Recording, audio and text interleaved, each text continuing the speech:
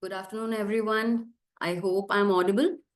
We are just going to begin in a few minutes. Our panelist for today is going to be here in a few minutes. She's just joining.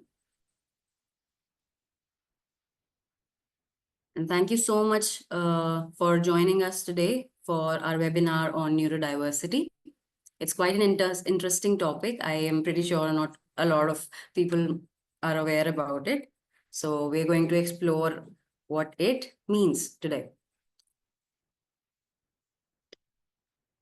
And I have already switched on the settings.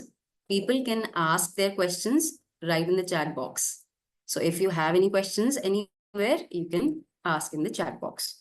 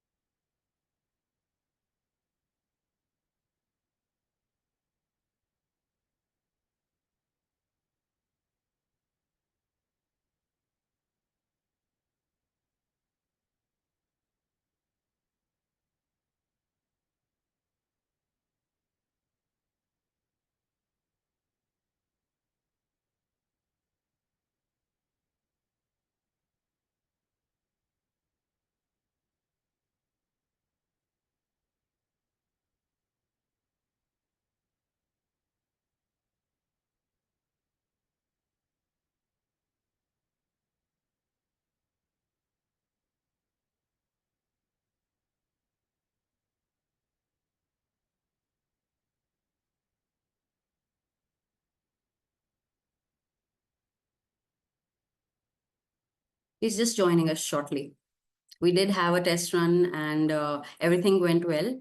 Maybe she had some confusion regarding the actual link which she had to use to join the meeting. It happens sometimes, especially when it is online meetings.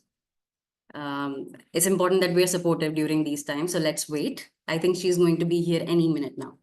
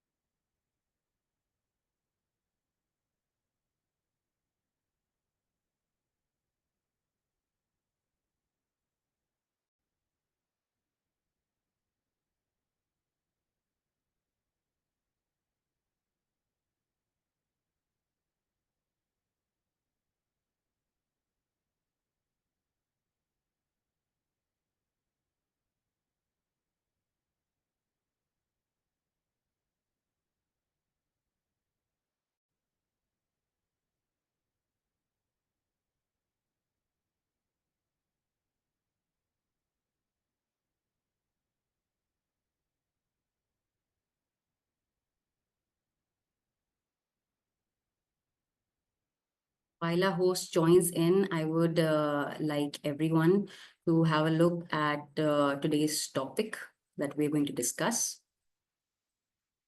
We're going to be discussing neurodiversity today. And the panelist for today, she is Salha Afne. She is currently practicing in Bangalore. And she has a lot of experience working with children who have autistic disorder and who have ADHD. Apart from these two disorders, there are several other neurodivergent disorders like dyslexia, dysgraphia, and we are going to talk about them today. These disorders are mostly found in children, but nowadays we can see that even adults are having the same disorders that children used to have. So we're going to be talking about those aspects. Mm. I beg your pardon. I'm just helping her out as well to join in the meeting.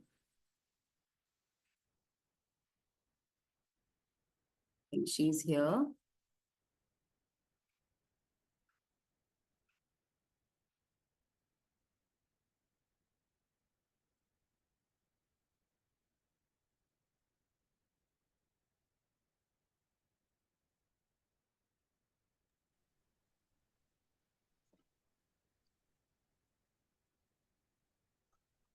Hello, Afreen, are you able to hear me?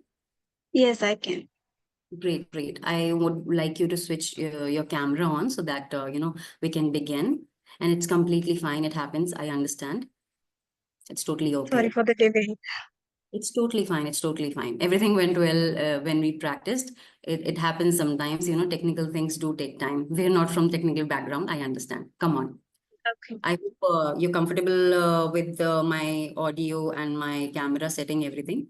You can see me? Yes, yes. And is it okay for me? Can you hear me as well? Yes, yes, yes. I can hear you. I can't see you though. But my camera is on. All right, just a second. Okay, all right. So, hello, Afreen, and hello, good afternoon, everyone. So, let's begin. I'm really sorry for the delay, but we finally have our panelist with us, and it's time to begin. We are going to talk about neurodiversity today and what it means, what it actually pertains with the meaning of having a neurodivergent brain, how it affects the functioning of the individual day-to-day life in how they speak, in how they do things. And it's quite an interesting topic because awareness about neurodivergence is really, really less in India, especially. But in other countries, the culture is really inclusive, getting inclusive, especially in workplaces. Corporates are giving priority to neurodivergent people, considering their heightened creative qualities. We're going to discover all of that. And let's begin. So, first of all, welcome everyone. We are today here because of Positivity, which is tirelessly after generating awareness regarding mental health issues, regarding issues that can affect you at workplaces. We have enterprises related services. We have services related to clients. We have therapists on board. And as we have seen in our previous webinars, we are very, very keen in making people aware about mental health and in enabling them to take up services right from the comfort of their home. I can understand, especially in a country like India, it can be difficult to seek help when it comes to mental health. And Positivity wants to make it easier, wants to make mental health services accessible to each and everyone. So today we are here to discuss neurodivergence, one of the topics. Previously, we have done webinars on PCOS and overthinking and depression as well. You guys can see the recordings. You can check out our social media handles for that. And I would like to welcome my colleague Mehek to speak a little bit about how Positivity works, what our background is, so that you all understand how we function, what we really aim for, and what our vision is. Mehek. Yeah, sure. So, hi everyone. I'm working with Positivity for more than 1 year now, and I'm working as business development executive. So, just let me introduce you all to Positivity. We are a Singapore-based headquartered organization striving to improve the awareness and acceptance of mental health disorders. We are supporting a collaborative effort to remove the stigma around mental health, both at work and at home. We provide a bridge between therapist and user to communicate in a secure and safe manner, which is very important, anytime and from anywhere. Partner with us on this journey. Now, I would like to talk about our key capabilities. Dipti, can you change the slide? Yeah. Yes, yes. So here are the capabilities of Positivity 360. 24/7 online therapy, secure and confidential counseling session available anytime, anywhere. Flexible scheduling. Clients can book and reschedule therapy session effortlessly. Diverse therapy selection. Clients can choose therapies based on gender, experience, specialization, and languages. Mental health awareness programs, webinar and training sessions, and mental health ambassador to enhance mental health awareness. Enterprises, level support, a dedicated helpline and chat support for employees. In-person therapy options, walk-in office therapy sessions, and home therapy for employees in severe distress. Helpline 24/7 call in support for immediate mental health assistance. Thank you so much. Thank you so much, Mehak, for your elaborate description about what Positivity does. We have several other services that we provide apart from these. So I would welcome all of you guys to kindly visit our website to check out the plethora of services that we provide pertaining to mental health. So moving on ahead, I would like to give you all a few housekeeping tips before we begin. If anyone of you would like to speak, you can raise your hand. That feature is right there on your screen. If you would like to ask any question, you can ask the question directly in the chat box. There might be polls in the webinar. You are supposed to answer the polls as per your choices. And this session is going to be recorded. So I want to bring it to your notice. So that's it. That's all we have for the rules. We don't have a lot of rules. So just to sit back, relax, and participate in the dialogue. We will try our best to make it as interactive as possible. If you guys have any questions, do let us know. We would be very happy to answer them. All right. So again, now I would like to formally welcome our panelists for today. We have Ms. Salha Afne with us. She's from Bangalore. She's a behavioral psychologist. She's done her master's in psychology, then a professional diploma in several psychotherapies, and she is ABAT certified, which is an international certification. So she's already been working with children who have autism and ADHD, and today we are with her. She is going to be taking us along on this topic of neurodivergence, helping us understand what neurodivergence actually means. So welcome, Ms. Afreen. I would like you to introduce yourself now. Thank you, Deepti. So apart from the information which is in the PPT, I have also worked with dyslexic kids, working on their learning disabilities as well as a consultant special educator. And also I have worked with many parents, giving them free training programs and spreading psychoeducating and giving awareness on autism and other neurodevelopmental disorders as well. I've seen that when we talked about all these things, there were a lot of different things that you told me about. I only knew about autism and ADHD, but there are so many other aspects that are related to neurodivergence. So I think this is going to be a very interesting webinar, a very interesting session. All right. I think we should move on to the next part, that is our agenda for today. So when it comes to our agenda, we are going to have three different parts of how we're going to move on with neurodiversity. First of all, we're going to understand what it actually means, what neurodivergence is, how it manifests in the behavior of a person who has that kind of a mental development, neurodevelopment. Then we are going to understand how those people think and how those people process, how those people function in the real world, which is mostly made for neurotypical people. And then we are going to understand what inclusivity means, how people are supposed to feel included when they are having any sort of neurodivergence, what we can do to make them feel more accepted in society, what all tools, strategy, and support we can use. And at the end, we are going to have a question and answer session that will be an interactive discussion session.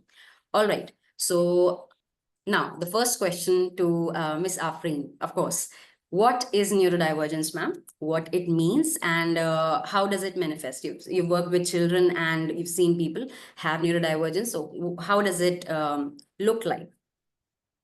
Okay, so first I could start with the neurotypical, because once we understand what is neurotypical, then it will be very easy to understand what is neurodivergent. So neurotypical is something which we commonly think, how our brains wire and function. So Mhm. most commonly the people think in the same pattern. We have our same thinking process, but when it comes to neurodivergent individual, so their brains are wired in a different manner. How they process it, and also the output can also be quite different, but that doesn't mean that they are very different from others and they are abnormal, because that is a very wrong term to indicate them. And Yes. also some people, they think that neurodivergent individuals, it is a illness, and then it is also something, there are a lot of misconceptions and Misconceptions. Yes. around that Term. term. So I Yes. could clarify that first. Mhm. It is a very umbrella term, I could say, a neurodivergent, where the people brains are wired in a different way. How they process it, they have their own strengths and challenges as well. So that is what differs them from us. It is not a deficit again, but it is just a difference. It is a different way of how their brain is formed, right?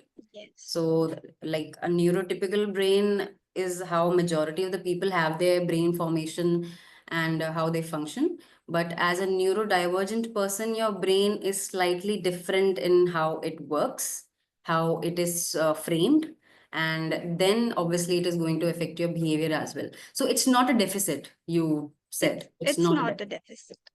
Then how does it affect the intelligence or the other normal areas of a person's behavior? So when it comes to intelligence, yes, thank you Mm. for bringing that up, Deepti. So this is also one misconception, that they say that people who are neurodivergent are not intelligent enough. For Mhm. example, first I could tell what all comes under neurodivergent. Mhm. So autism comes under it, ADHD kids, Mhm. and also dyslexic people. So who have challenges with reading, writing, and spelling, and even mathematics. So when it comes to dyslexic people, this is a very common question they get, that you guys are not intelligent enough if you can't read from the textbook. No, they are not actually. They are intelligent. To be honest, they are more intelligent than you, but in their own areas. All right. Then can you give me a bit of what you've seen in your experience when you say that they are intelligent, but in different areas? Where do these people thrive? If it's not in the neurotypical fields, where do they do well? So it is just a mere learning difference. So the way we teach them is what is need to be done. So that is Okay. where inclusivity comes under the Mhm. fact.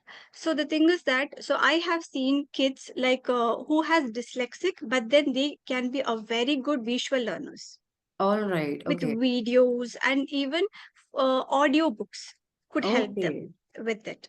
All And if right. you give them an oral exam, they could excel in it, and no one can beat them in that. So all And these areas are something which we have to, check for, assess for in Mhm. the kid. As a parent, it is our responsibility as well to know which areas our kids are expertise in it. Okay, okay. So, what it means is there is no deficit of intelligence, but how they absorb information or how they process information is clearly different than how neurodivergent people do it.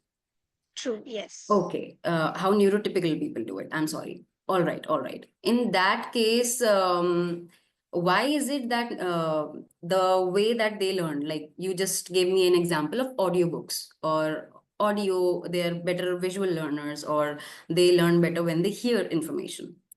And this is not how normally things are taught in school or colleges. This is not the normal mode of information that is used to convey. Then how do these people move ahead in life and still manage? Because obviously in childhood, of course, you can get the audio cues, you can get the visual cues to learn. But as you grow up, these kind of modes of information, they get lesser and lesser. Things become more and more neurotypical in the world. Then how do these people cope? And what are the effects that these things can have on them?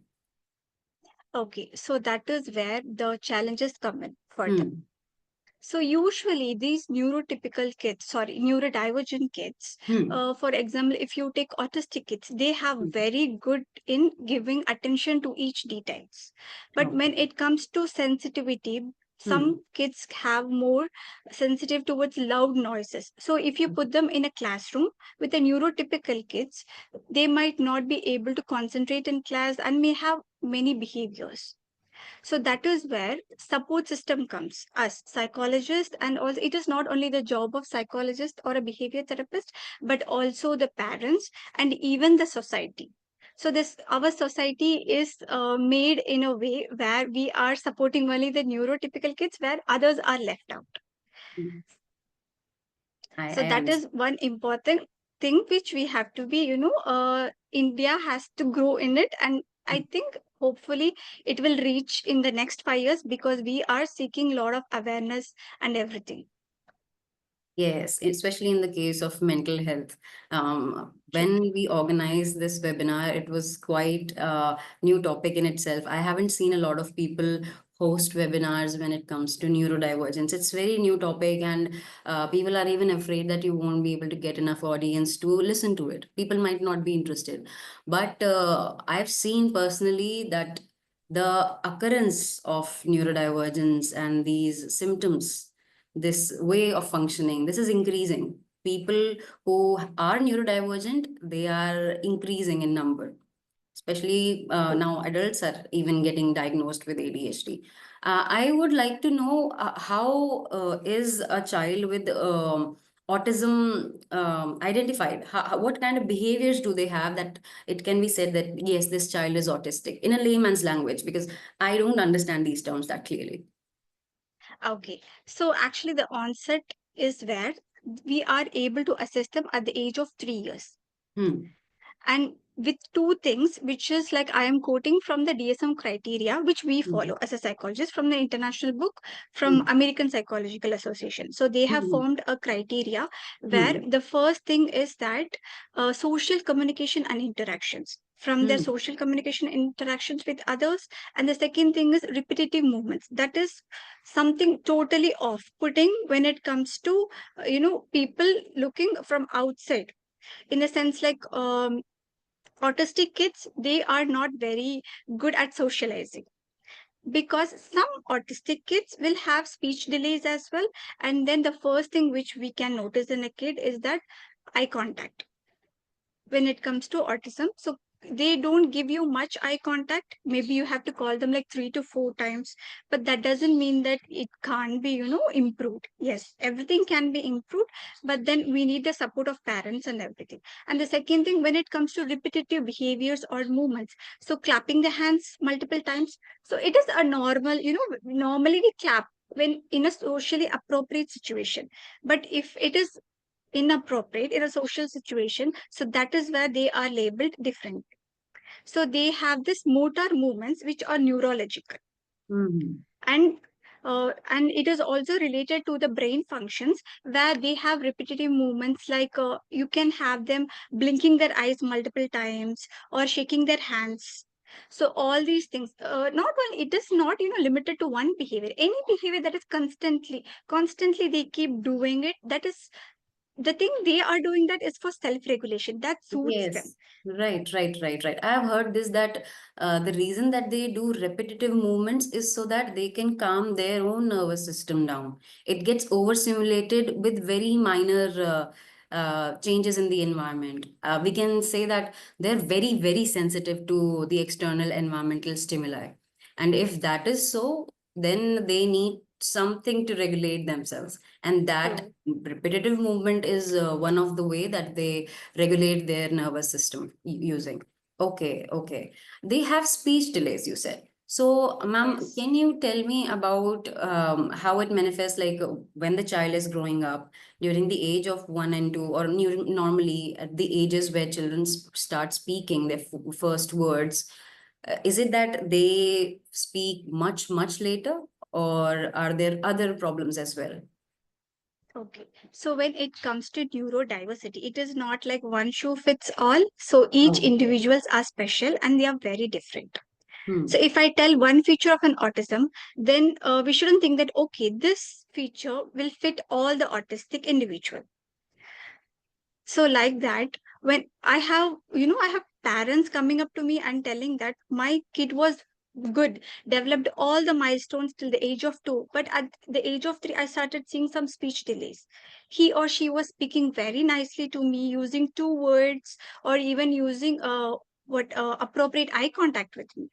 But then when it comes to 3 years or 4 years, I started to see some delays in his or her milestones, and also. So, but at the same time, there are kids, autistic kids, who have speech delays from the start itself. So I would say that from my experience that when it comes to parents, it is very easily, below maybe like 12 months. So we can assess them below 12 months. But then if it is unnoticed, then you can, it exhibits, the feature starts exhibiting at 3 years of age dominant. All right, all right. That was a good answer. Thank you so much. We've talked about autism. We've talked about the speech delays related to autism. We have talked about how autistic children have trouble regulating their own self, their nervous system, so they do repetitive movements.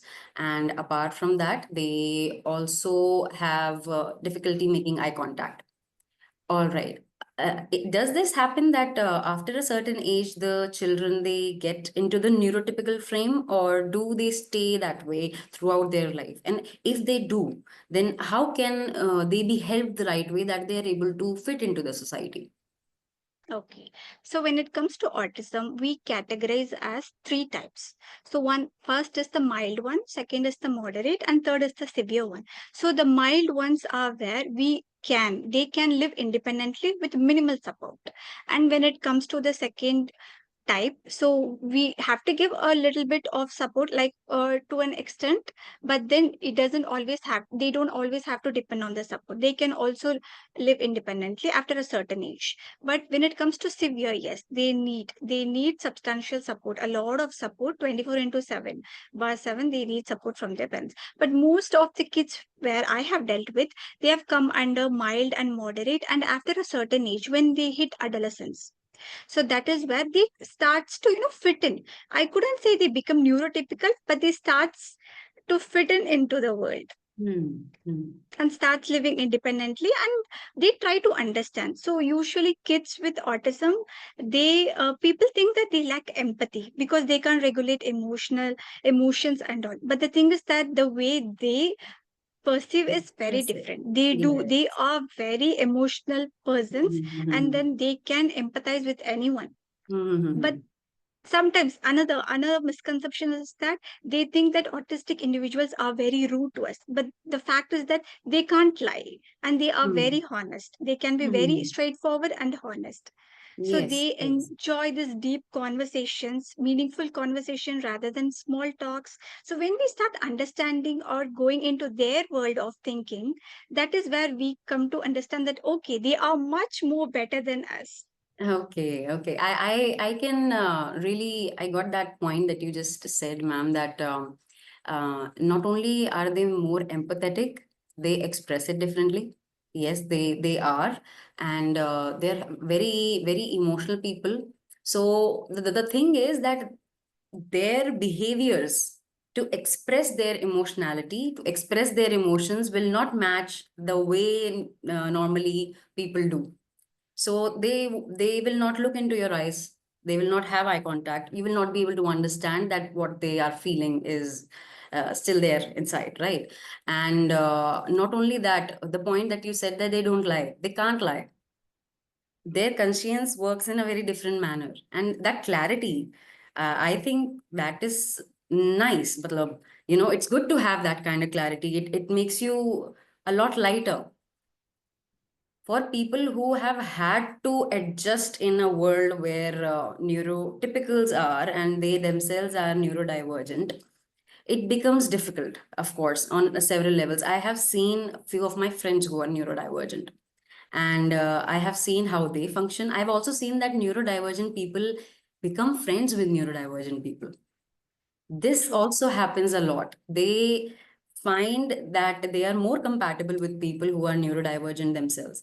So that was a very fascinating point, that they can't lie. They have a very clear conscience. And if they have certain emotions, they might not be able to express it the way normally people do. That was very interesting, very interesting.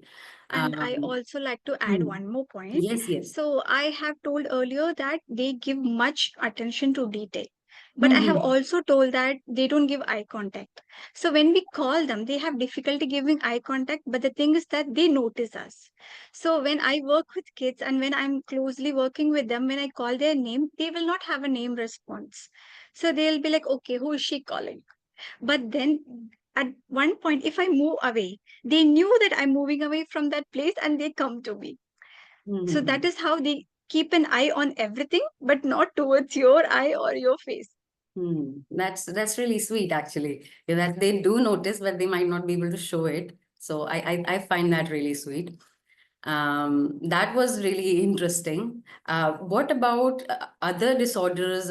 Like we talked about autism. You've seen children who have had other disorders as well. Can we, like, would you like to tell us something that you've seen in your practice that's really interesting that we should know about? Because mostly people don't know beyond autism and ADHD. Okay. So I'll just give a basic difference how you can find whether your kid is ADHD or autistic. Hmm. So autistic, as I told you, like check for some symptoms where there is a lack of eye contact and name response. When you call them, they don't respond to their names. And then they have this repetitive movements, like mostly autistic kids are where we think that they are very clean and perfect. But they are seriously, they are very well organized than us. So all these things, and they have this habit of monoplay where they play by themselves. Self play is a lot in autistic kids, but when it shifts to ADHD, ADHD is something very different from autistic. But at the same time, a kid can also have mild ADHD and autistic. So those are comorbidities which we tell. So they can also have that. But once you assess it from a clinical psychologist, then we get to know about it. So when it comes to ADHD, there are two components in it. One is the attention part where they don't give attention at all. Mhm. So here, autism gives a lot of attention to detail. But when it comes to ADHD, they don't give No attention and attention there at will all. be no concentration at all. And hyperactivity. So hyperactivity where they can't sit in one place and concentrate. But when we give them a support, for example, I have worked with a kid who has an ADHD. So in the first few sessions, it was very hard for me to make him sit. But when I understood that what he likes to do, and when I started to give him some, there will be some strategies to make them sit. So it is not, they can't sit for a whole hour, but that if you break it into small pieces, like you sit and do this activity for 10 minutes and you give 1 minute time to have a movement break, then you bring them back. So that is where they understand that, okay, so she will let me do whatever I want if I do in her way, if she tells me what to do. So that is something which we'll have to, be what look into ADHD. And then yes, they lose things. So that is also one thing you can look for. They are very forgetful, ADHD individuals. That doesn't mean that they are very similar to autistic, because ADHD kids are more creative. I mean, when it comes to creative part, both are very good, but still they think out of the box. They are quick at finishing the things. They lack patience. So whenever in a classroom, if a kid blurts out an answer before the question is asked, so that is one example where you can see that, okay, he can't hold in the answer. If he knows it, he have to tell. But then autistic kids wait for their turn. They are very patient. ADHD kid is something totally different. They can live independently. So there is no such thing that ADHD kids have to, have what you can say support throughout their lifetime. They are very sociable because they come to you and talk. They are very quick than us in their thinking process, and even their motor movements are really fast. So these things, gives a basic difference on what is an autistic individual look like and an ADHD one.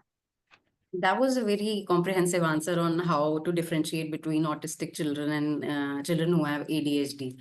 And then there might be comorbidities as well, where both of the conditions might be present in the same child. That might be really difficult to handle as a psychologist. How would you manage a child who also has hyperactivity and is also very, very, very patient? Like, I have seen people with ADHD tend to be really impulsive. When it comes to impulsivity, it's not the kind of impulsivity that people assume that they just do things. Impulsivity with the ADHD is that they do things that might harm them. They might indulge in things that mostly do harm them. That is why the statistics that recently we had been seeing, the amount of substance abuse is higher in children who have ADHD. They are more at risk of developing self-esteem issues because they take impulsive decisions without thinking, and that they are told a lot that they should be more organized, they should be more patient, but it's a motor function. They just can't stop it on their own. So that is where the lack happens. They feel like a failure every single time. They're told that they're supposed to function a certain way and they don't because they can't. So that gap, how do you guys fill it? And I've interestingly seen that children grow out of ADHD. When they grow up, they grow out of it. So that is such a True. great thing. How does that happen? Have you seen it in your practice? Yes. So I have worked with a client for almost like 2 years. So she was having a mild ADHD at that time when I was, handling her. Then when when she grew up, so I started to see that the symptoms are diminishing and she's doing very well because the strategies which we use as behaviors therapist or psychologist, so it is it is a multidisciplinary thing where a lot of experts come into it. So there will be a psychiatrist, there will be a special educator or a shadow teacher, a behavior therapist, occupational therapist, speech therapist. So everyone has to put in an effort, and including parents. Sorry, I missed it out. That is one important thing. So parents are like a root to the tree. So Hmm. without their support, so we can't do anything. Hmm. So her parents were really, they come up to me and say that, ma'am, what do we do? So what activities can I do at home? So they voluntarily come and ask for it, and then that was really helpful. So we were able to manage her symptoms like in all the settings. So Hmm. usually what we struggle as a therapist is that once we start teaching them in one setting, for example, in a center, in a child center, so they have to generalize in each and every center. Even when they go to school, they have to generalize it. So if they are wishing us in the center, they have to go there and wish. If they wait patiently for us, then they have to wait patiently in school also. So all these things have to be generalized, but then they started to, that is why. So when everyone comes together, so in support, it's like it takes a village to raise a child. So Yes, that is yes, how. very true. Very true. So that is where inclusivity also comes under it. Mm-hmm. So without the support of anyone, we couldn't have achieved it. And then they stopped services after it, and she's doing very well. Very good, very good. Touch wood. That is great that children do improve. And have you seen people who don't get diagnosed? Like they can have the symptoms. The children might have the symptoms. They might have very strong symptoms. They might be exhibiting the behaviors, and still they go undiagnosed. What happens in those cases? So when it starts with mild autism, it is better to get an assessment done. Hmm. Mostly when it is severe, what I have seen is that when it is severe is where parents consult a psychiatrist or a psychologist. But the earlier, the better. So when it is even a mild, when your kid starts showing signs of not showing eye contact or not responding, or if he or she is having a speech delay, it is better to get an assessment done. It is okay.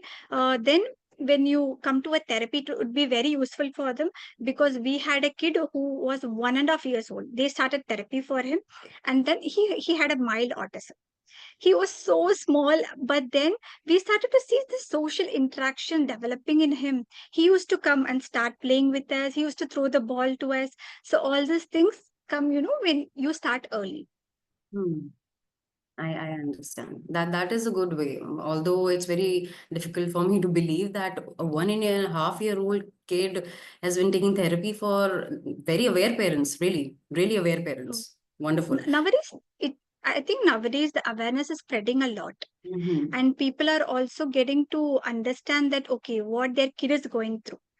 I can understand from the parents' point of view as well, because they are, seeking at least hope, 1% of hope where they can treat their child or improve their child in their skills. So that is what I've been looking at. Parents have been quite aware about it also. But when it comes to the village setting or the some other places, uh, that is where they lack.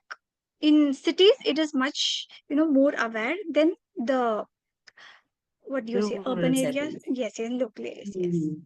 Right, I understand. That was a comprehensive way of explaining it, ma'am. I have questions for you here. Akriti has put a question here for you. How do we empower the creativities of ADHD and autistic children? Okay, so it differs. First, if I'm telling for the parents, so I Hmm. would tell in a teacher way, special educator way, a psychologist way, and also as a parent. So the first thing a parent should do is that sit and start observing your kid, what they are good at. So that is one thing they have to do. Once you start spending more time with them, then you start understanding what they are good at. So you start understanding what they are very creative and how their brain works. Because these neurodivergent kids, they are very good at logical and analytical reasoning. Try different kinds of things with them. Buy them a puzzle. Try to see if you, even if you show them ADHD kids, if you show them just once, they'll understand it very quickly. So I and my other therapist was struggling to, fix a puzzle for a longer duration. But then when I gave it to a kid, ADHD kid, he was able to finish it in like within 2 minutes. We were like so surprised. So that is how they are very different from others. And even when it comes to autistic kids, I had a kid who loves learning names of animals. So the names of animals which we don't know. So when I ask her, she keeps repeating those names. And when I was asking what is this, when I googled it up and I came to know that, oh, there is an animal like that. And they learn much better than us. So I also, sorry that I'm giving a lot of examples. No, this is You- actually really enlightening. I am. This is surprising, and this is really nice to know that they have such sharp memory. We have so much of mental power already that is getting ignored. We should bring it to the forefront. If it is getting covered by the label of ADHD or autism, and they already have so much of brain, then we can do great things as a country. I think on a national level, if those children are empowered the right way, we have a lot of potential. So that is wonderful. Please go on. Okay. So I also had a kid who loves writing alphabets. So when on one session when I was having a communication with him, he had a mild autism. So he started to write letters in a very different manner. And I was really concerned, and I took a short screenshot, and I was discussing with my supervisors, and I was telling, I don't know what language is this, what is he writing. Then I started to use, like when I Google lensed it, it is on German alphabets, and then he was writing it from A to Z with pronouncing it. I was so surprised. And when we asked their parents were like, he taught himself, because looking at the videos, all the YouTube videos and everything. So certain kids are very, interested in certain part where we have to Mhm. observe it. So the same thing goes for shadow teachers or special educators who work with them. So it is very important how they learn. For example, the dyslexic kids, so how they perceive it in an auditory way or a visual way. So they have to find what they are good at in learning, rather than using the same old traditional method what we use for the neurotypical kids. So that way we will be able to understand how we can help them improve their skills and abilities in their own expertise. That was wonderful. That was wonderful. Ma'am, like you are a behavioral psychologist. You told me about shadow teacher. Can you tell me about these different roles that people have? I understand a psychiatrist is a medical doctor who is supposed to diagnose and prescribe medication for different mental issues and disorders and conditions. Psychologists like yourself, you deal with children directly. Then, what is a shadow teacher and a special educator? I would like to know the differences here. Sure. So a special educator is someone who has a special ed degree, B.Ed, Bachelor's in Special Education degree, where they also work like the normal B.Ed, I mean like a basic educational teacher, but with, they have their own specialization. Some have specialization in only teaching the visually impaired kids, and some might have for the autistic kids, autistic and ADHD kids, and hearing impaired kids. So it comes under specialization of what they choose, and they can only teach them, and they will be in the school with the kids. But when it comes to shadow teachers, so they are, mostly appointed by schools. But when it comes to shadow teachers, you can appoint them privately also. So parents can appoint them with the qualification. Yes, a special educator teacher can also be a shadow teacher, but the only difference is the shadow teacher will assist your kid, throughout being in the school, sitting with your kid, and then whatever he or she needs help with, they help them out. Even if for an ADHD kid, if he is having struggle, concentrating, so they can help him, giving one-to-one attention. So that is what is different. So special education teachers, they have like a set of kids to teach. But then these are the shadow teachers who give just the individual attention to One one on kid, one. and yes, one-on-one session. So that is the primary difference between them. I understand, ma'am. Okay, okay. I get that. Another question that I even had in the chat. Uh, why is neurodiversity increasing day by day? Like we can see that the number of children, even adults who are getting diagnosed with ADHD or autism, the numbers are going up year by year. So, what are the different reasons that this is happening? Is it the environment, the lifestyle? What is it? So the thing is that there is no proper cause to it. So Mm-hmm. that is the problem. So when we tell them autistic spectrum disorder, so disorder is something which is not a disease, which we can cure it, something where a cause is unknown or is unclear. So when a neurodivergent individual, like the main reasons for them is that it can be of many factors, as you said, environmental factors, the lifestyle, also many things, even genetic, biological, during pregnancy, before and after pregnancy effects. So many things come under it. So I couldn't say, if we take out one reason, so there is no specific reason for it. And to your question, where it is increasing a lot. So to me, what I have known is that it was already there, but then we were not aware of. But now when we come to, understand what is neurodivergent, what is autism, what is ADHD, so when people are, becoming more and more aware of these things, so that is where these come into picture. Those people were already there. The individuals were autistic before, but we label them as, which is very wrong. Label them mentally ill or something. We don't seek intervention for them or therapy for them. So yes, I think I told the answer.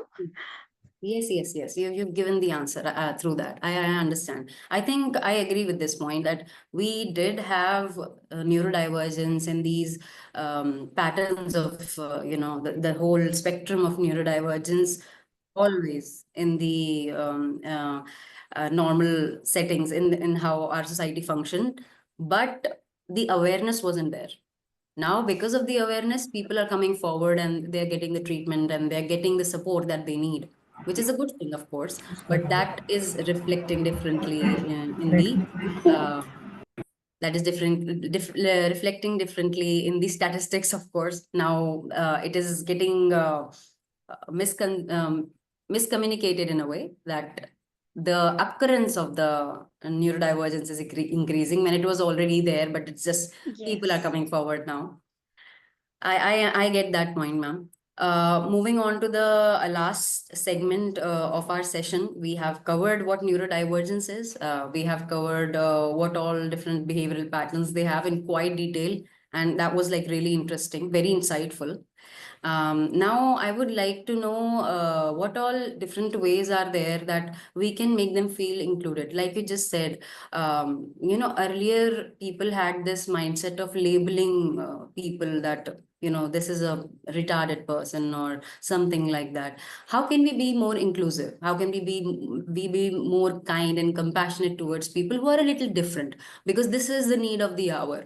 The society is mostly, trying to divide itself in several labels and sections. And how can we be more accepting of the people who think differently, who don't have any bad motives, of course, but they process things differently. They might look like they're not interested, but they do process things a little differently. How can we make things more kind, more compassionate, more inclusive? So that starts from the parents of the children who have neurodivergent individuals. So the thing is that parents usually, like, the first thing they come up to me and ask that, when will my child be normal? So they have to start understanding and accepting that your kid is already normal. Hmm. In fact, he's more than normal in a way, in a good way, where he is able to think out of the box. He's very creative. He's good at his own skills.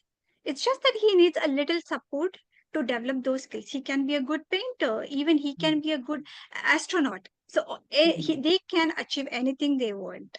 But as I said, that parents are the foundations of a kid. The foundation, So yes. then comes the teachers. So I'm not talking only about the special education teachers, I'm talking about the normal teachers. So when it comes to school, now I am seeing that there are a lot of inclusivity in schools where the neurodivergent kids can learn with the neurotypical kids. But then, the neurotypical kids also should have some kind of understanding, so that they don't bully them, because Yes. that lowers their self-confidence, and also that leads to a lot of anxiety and depression among them, Hmm. the neurodivergent individuals. So all these things, so whenever everyone, the whole community comes Hmm. closer and hold hands together, that is where we will be able to achieve those things. Hmm. So as behavior therapists and psychologists, we can help an individual to an extent. But then the thing is that the parents should understand, so they should be they should be the one who should stand for the children, and if they can accept it, then they can make anyone accept it. Very true, very true. I think this is important from this point of view as well, that the way a parent interacts with the child, that is how the child interacts with himself in his mind. So if that interaction goes wrong anywhere, the child might have long-term issues with their own selves. They might not be able to accept themselves. So I think that point that you just mentioned, that the foundation is the parents always. That's really, really important. Very valid, very valid. And I think we have almost reached the end of our webinar today. We have taken enough questions. We had 3 questions, and I'm getting a lot of good remarks for you. Of course, our audience really liked your briefings and your explanations, so that's great. I really liked your insights. I really appreciated how you described and gave me an actual account of how children with ADHD and autism are like. Really interesting. And since they are so emotional and yet they might not be able to show it, I think and with the sense of honesty that they have, I think they would make great friends with people who are like them. I can understand that now why people who are neurodivergent, they stick together. This session was wonderful, ma'am, and I hope you also enjoyed it just as much as we did. Uh, I personally think that it was important for us to bring up all these topics on the forefront. These topics are not talked about much, and when neurodiversity is not seen enough, it's not talked about enough, then it's easy to stigmatize it. It's easy to label those people. So this was very much needed. I would like to know how your experience was, and if you have any other comments or any other things you'd like to share with us on this platform. Sure, sure. Thank you. So first of all, I would like to thank Positivity for giving me such an opportunity.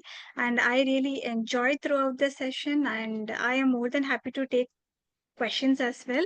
So I wanted to, end my note with something where I wanted to give a small awareness to the parents out here. It is not only for the parents and also to anyone. So whenever your neighbor or someone, your relative, where you can see some symptoms of autism or ADHD in a kid, try to give awareness through this, to the parents or to the relatives which you can see. And also when you are consulting a child center, so make sure that they are certified, because there are a lot of centers where they don't have a proper certification. They will, I mean, they have a psychologist, but then they should have a specialization in behavior therapy as well. So that is where you can ask them, like, do you have a BCBA? That is your right to ask them, because your child will be in their hands. So try to inquire them much about it, and then ask them whether they collect data, they provide interventions, and always keep track of the improvements that your kid is having. So have a very good communication with them, and don't hesitate to ask questions to the centers, I mean the therapist or the psychologist, because questions are something which makes you more enlightened and gives you more knowledge to know better about your children. They can guide you in different levels, where you can with their guidance you can start giving therapy to your kids as well. Do home workouts with them as also. So I would like to end it with this, and thank you. Thank you so much. Thank you so much, Ms. Afreen. This was a wonderful session, and the misconceptions that you have removed just right now, that was really important. Thank you so much for letting all of us know that these things are important when it comes, especially when it comes about our children. Thank you so much, and thank you everyone. Thank you my team. It's just not me. I have a whole team of people working with me to make these webinars possible. So I would want to really thank my team at Positivity for allowing me to organize this so well. And thank you, Afreen ma'am, for showing up, for having such a wonderful webinar with us. And thank you so much, all the attendees who were here to be a part of our webinar, who are just as eager as we are to spread awareness about neurodivergence and even other mental conditions. And we are going to be soon back with another great webinar on some other interesting topic. And Ms. Afreen will be soon back with something else, with something more interesting, something more enlightening. Till then, I hope you all do well. And we guys will catch up again next week. And stay tuned. Be sure to check our website. Be sure to check our social media handles. You'll get to see our recordings and different posts about what we're going to do next. So thank you all. Have a great day ahead. Thank you so much. Thank you.